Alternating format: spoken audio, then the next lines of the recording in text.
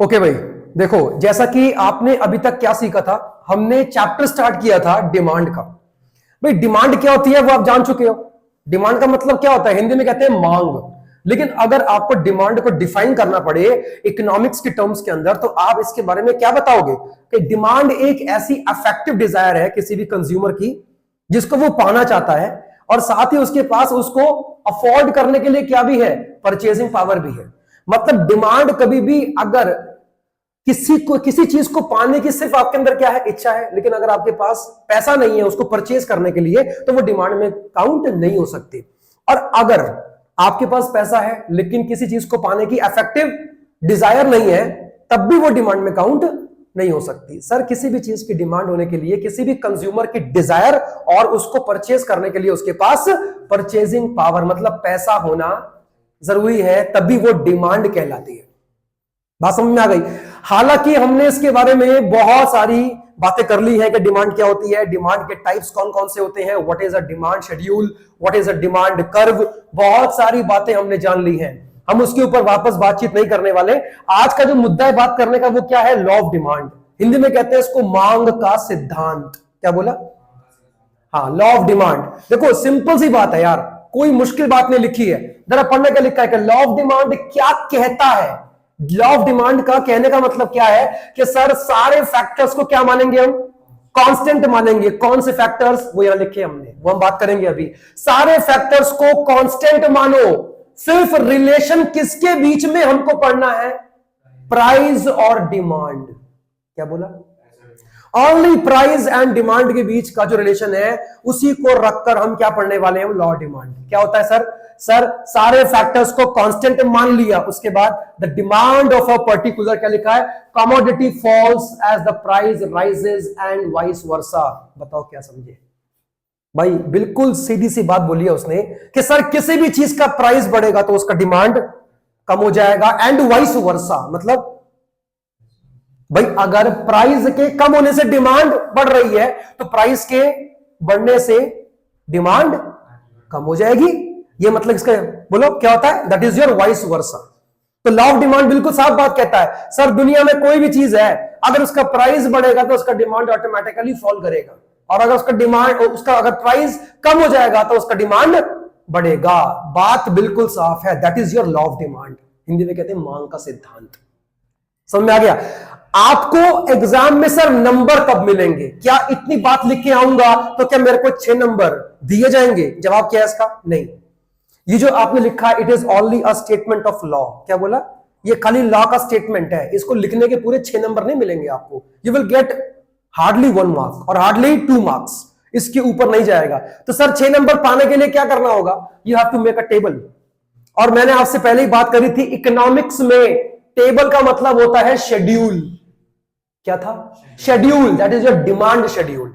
और देखो आपने कभी ध्यान दिया होगा, कोई भी बुक उठा के देख लो, किसी भी बुक को कंसल्ट कर लो, हर बुक के अंदर लॉ ऑफ डिमांड, डिमांड और किसी चीज के प्राइस के कॉन्टेक्स्ट में हमेशा क्या होता है, स्टडी होता है। जबकि आपको यह बात अच्छे से मालूम है कि किसी भी चीज की डिमांड पे असर करने वाला फैक्टर सिर्फ इकलौता प्राइस नहीं होता, कंज्यूमर की इनकम भी होती है, कॉम्प्लीमेंट्री गुड्स भी होते हैं, नहीं है? कितने सारे फैक्टर हो सकते हैं किसी भी चीज की डिमांड पे असर करने वाले, लेकिन लॉ ऑफ डिमांड सिर्फ प्राइस के कॉन्टेक्स्ट में ही स्टडी होता है, बाकी फैक्टर्स की वो बात नहीं करता। तभी उसका एक ही कहना है भैया कि जब लॉ ऑफ डिमांड पढ़ने के लिए आओगे तो बाकी सारे के सारे फैक्टर्स को क्या मानोगे, कांस्टेंट मानोगे। क्यों मानोगे उसके ऊपर हम बात करेंगे अभी कि उन्हें कांस्टेंट मानना जरूरी क्यों है। ठीक है, तो आप अगर देख पा रहे हो कि तो मैंने यहां पे 2 कॉलम्स की बात करी है। पहले कॉलम में मैंने क्या दिखा रखा है, प्राइस। अच्छा ये एक्स क्या है, px, price of x. X क्या है इसमें, कमोडिटी। अच्छा now what is क्यूएक्स, quantity demanded of x. क्या बोला? Quantity demanded of x. In both the cases x is a commodity. जैसे जैसे प्राइस बढ़ा तो वैसे वैसे उसका डिमांड क्या हो गया, कम हो गया ना। यही कहता है लॉ ऑफ डिमांड। और एक बात मेरी जान लेना, ये लाइन लिख के तुम्हें आनी पड़ेगी, keeping the other factors constant. क्या बोला? Keeping the other factor constant, ये मेन लाइन है। आपने सिर्फ ये बात लिखकर आ गए कि सर प्राइस के बढ़ने से डिमांड कम हो जाएगा, हो गया लॉ ऑफ डिमांड। ठीक है, बात तो आपकी ठीक है, लेकिन आपको इसको भी मेंशन करना पड़ेगा कि हम बाकी सारे फैक्टर्स को कांस्टेंट मानेंगे, तब जाके प्राइस बढ़ेगा तो डिमांड कम होगी, एंड वाइस वर्सा होगा। बात समझ में आ रही है?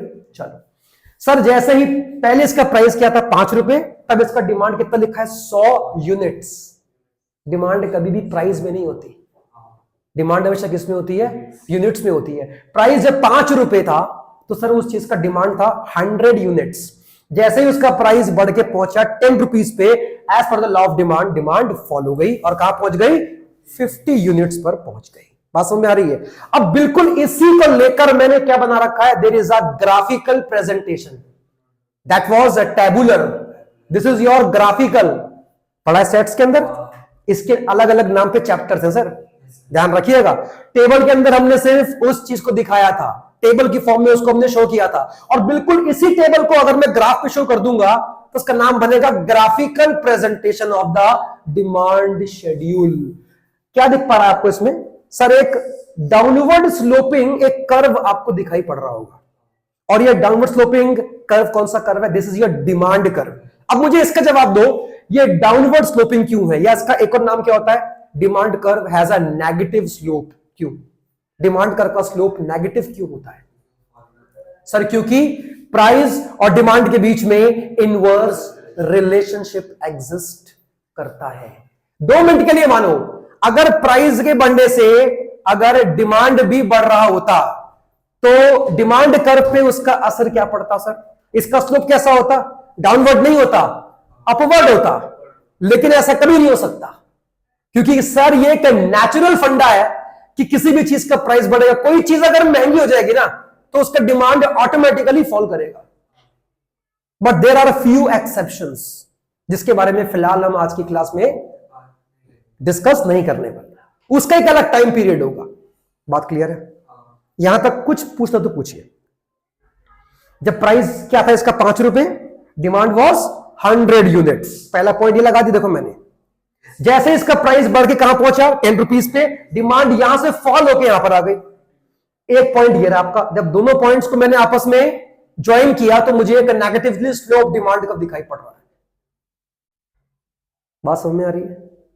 देखो, पास होने के मकसद से नहीं पढ़ना है ना, ये पेपर में आएगा इसलिए पढ़ रहे हैं, नहीं। जब आपके डीयू में एंट्रेंस होगा ना तो उसमें भी आता है ये सब। 11th 12th का बेसिक पूछेंगे आपसे, कुछ बाहर से नहीं आएगा। तो इसीलिए इसको पढ़ना इसलिए ताकि वो लॉन्ग टर्म तक हमको याद रहे, बेनिफिट्स हमको इसके मिल सके। समझ में आ गया? अच्छा सर एक बात बताओ, यहां पे क्या लिखा है आपने? क्या इसके नंबर होते हैं? ये फालतू बात जो लिखी हुई है, जवाब है हाँ। क्या लिखा है? This is explanation. क्या है? अच्छा मतलब क्या है इस बात का? सर जो हमने टेबल में दिखाया, जो हमने ग्राफ में दिखाया, अगर वो टेक्निकल चीजें एक एक्सपर्ट नहीं पढ़ पा रहा है तो वो किसको पढ़ के जान सकता है? एक्सप्लेनेशन को, कि तुमने ग्राफ पे क्या दिखा दिया। नहीं ऐसा? ये बात आपको माननी पड़ेगी सर, हर एक आदमी टेबल को, ग्राफ को स्टडी नहीं कर सकता है। ये आपने पहले भी ये बात जान चुके हो कि टेबल को, ग्राफ को स्टडी करने के लिए आपको थोड़ी सी नॉलेज की जरूरत होती है। नहीं ऐसा? जैसे कि अकाउंट्स को पढ़ने के लिए, अकाउंट्स की बेसिक नॉलेज का होना जरूरी है। साइंस वाले बच्चे डेबिट एंड क्रेडिट का मतलब क्या जानते हैं?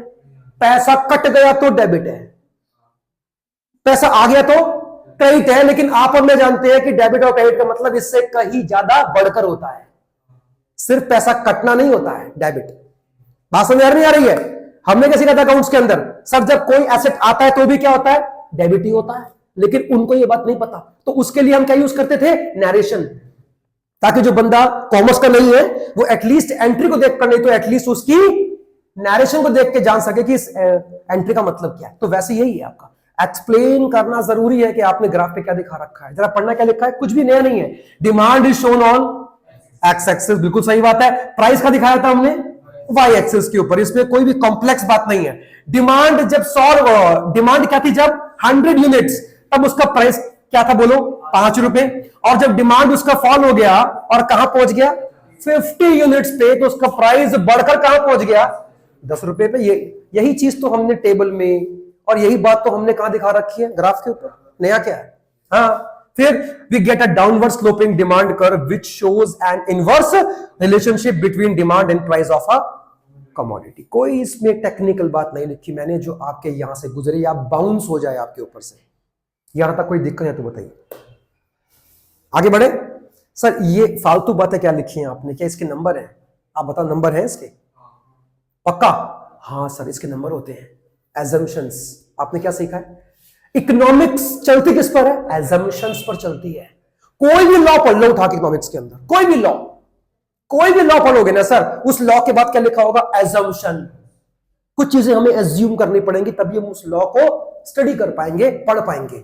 समझ आ गया? पहला जरा पढ़ना, क्या लिखा है? Income of the consumer is assume to be constant. जवाब दो क्यों मान रहे हैं ऐसा, जबकि यह बात आप भी जानते हो कि इकोनॉमिक्स के हिसाब से हम भले ही एक कंज्यूमर की इनकम कांस्टेंट मान सकते हैं, लेकिन प्रैक्टिकल लाइफ में कंज्यूमर की इनकम कभी कांस्टेंट नहीं होती है सर, बढ़ती घटती रहती है। लेकिन यहां पे बताओ कांस्टेंट क्यों मान रहे हैं? क्यों माने?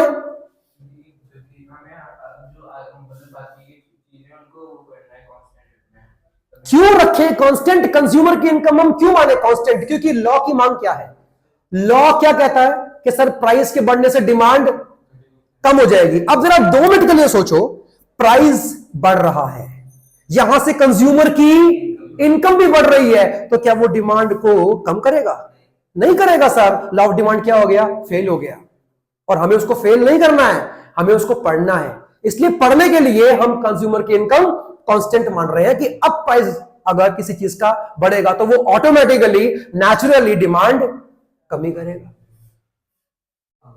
बात समझ आ रही नहीं आ रही? हाँ भाई, यहां से कोई चीज महंगी हो रही है, यहां से मेरी आमदनी भी बढ़ रही है, तो मैं डिमांड कम क्यों करूंगा? इसलिए मुझे उसको कांस्टेंट एज्यूम करना पड़ रहा है। मैं देखो फिर से अपनी बात बोलता हूं, I am assuming the income constant, but in practical life income is never constant. ठीक है, नेक्स्ट पढ़ना, क्या लिखा है? Price of the related goods कौन से होते हैं sir? Complementary goods and substitute goods. पढ़े सर, उनके भी प्राइस को हम क्या मान रहे हैं? कांस्टेंट मान रहे हैं, तब जाके हम ये लॉ पढ़ेंगे। बताना कैसे? देखो कोक एंड पेप्सी कौन से गुड्स हैं? कॉम्प्लीमेंट्री गुड्स हैं। देखो हाँ बोल रहे हो, कोक एंड पेप्सी कौन से गुड्स हैं? एक दूसरे की जगह पे इस्तेमाल होने वाले गुड्स का नाम क्या होता है? सब्स्टिट्यूट गुड्स होता है सर। हाँ नहीं है? अच्छा, पेप्सी का डिमांड कम कब होगा? जब उसका प्राइस बढ़ेगा। नहीं है? अगर हम कोक के प्राइस को कांस्टेंट ना माने सर, अगर वो भी बढ़ रहा है या फिर क्या हो रहा है, घट रहा है, तो शायद पेप्सी की डिमांड पे कोई भी असर नहीं पड़ेगा। इसलिए पेप्सी की डिमांड को स्टडी करने के लिए हमको कोक के प्राइस को कांस्टेंट मानना पड़ेगा। And the same thing happens in case of complementary goods. ठीक है, पढ़ना क्या लिखा आगे? Taste and preference of the consumer is, मतलब क्या कहने का? कंज्यूमर का टेस्ट, उसका प्रेफरेंस भी हम क्या मान रहे हैं? कांस्टेंट। क्यों मान रहे हो भाई? क्यों मान रहे हो? चलो एक मैं आपको एक एग्जांपल दे दूं। मैं बहुत बड़ा दारूबाज हूं। कौन हूं? नशेड़ी। 8 बजते ही मेरे दिमाग में घंटी बज जाती है, मुझे पीनी है। जब तक पीऊंगा नहीं मेरा खाना हजम नहीं होगा, मेरे को रात में नींद नहीं आएगी। मान लेते हैं भाई, मैं ऐसा हूं नहीं, मैं खाली बोल रहा हूं, एग्जांपल दे रहा हूं। ठीक है, मान लेते हैं दारू महंगी हो रही है। अच्छा, अगर मैं अल्कोहलिक हूं, कौन हूं? तो क्या मानते हो कि शराब मेरे लिए टेस्ट एंड प्रेफरेंस का हिस्सा बनी हुई है? मानते हो? दारू क्या हो रही है? महंगी हो रही है। क्या मैं उसका डिमांड कम करूंगा? कंज्यूमर का टेस्ट एंड प्रेफरेंस हमें कांस्टेंट मानना पड़ेगा सर। नहीं है? हाँ, मुझे किसी चीज की लत नहीं होनी चाहिए। अगर लत है तो सर वो महंगी हो जाएगी, तब भी मैं उसको लूंगा ही लूंगा। और यहां पे लॉ ऑफ डिमांड क्या हो जाएगा? फेल हो जाएगा। अच्छा, आगे बढ़ना, क्या लिखा है? ये क्या है? कंज्यूमर की इनकम कैसी है? डिस्ट्रीब्यूशन कैसा है? कांस्टेंट है, इक्वल है, कोई अमीर कोई गरीब नहीं है। आगे बढ़ना, क्या लिखा है? देश की आबादी भी कैसी है? कांस्टेंट है, ना तो बढ़ रही है ना घट रही है। क्योंकि आपको यह बात मालूम होनी चाहिए कि सर आबादी के बढ़ने से भी चीजों की डिमांड बढ़ जाती है। नहीं है ऐसा? आबादी कम हो जाएगी तो डिमांड भी कम हो जाएगी, तो फिर ऐसे में लॉ ऑफ डिमांड क्या हो जाएगा? फेल हो जाएगा। हमें फेल नहीं करना, हमें उसको पढ़ना है, स्टडी करना है। यहां तक बात समझ में आ रही है? आगे बढ़ सकते हैं। अब यहां तक अगर कोई डाउट है मन में तो पूछिए, वरना फिर देखते हैं आगे का टॉपिक क्या होगा हमारा होगा। हाँ जी सर, आप बताइए, what is a demand schedule? क्या होता है डिमांड शेड्यूल? क्या सीखा है आपने?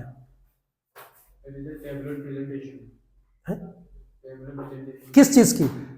It is a tabular presentation. किस चीज की? मैंने क्या पूछा है? What is a demand schedule? है प्राइस एंड डिमांड के बीच में जो क्या होता है? Inverse relation. जब उसको हम एक टेबल की फॉर्म में दिखाते हैं तो it is known as demand schedule. और जब उसी डिमांड के टेबल को हम कहां दिखाते हैं? ग्राफ के ऊपर। तो उससे क्या बनता है? डिमांड कर्व बनता है। ये क्या है? This is demand curve. और ये क्या शो कर रहा है? डिमांड और प्राइस के बीच में इनवर्स रिलेशनशिप को शो करता है सर, डिमांड कर्व। बात समझ में आती है? कोई डाउट है यहां तक तो पूछिए। नहीं है?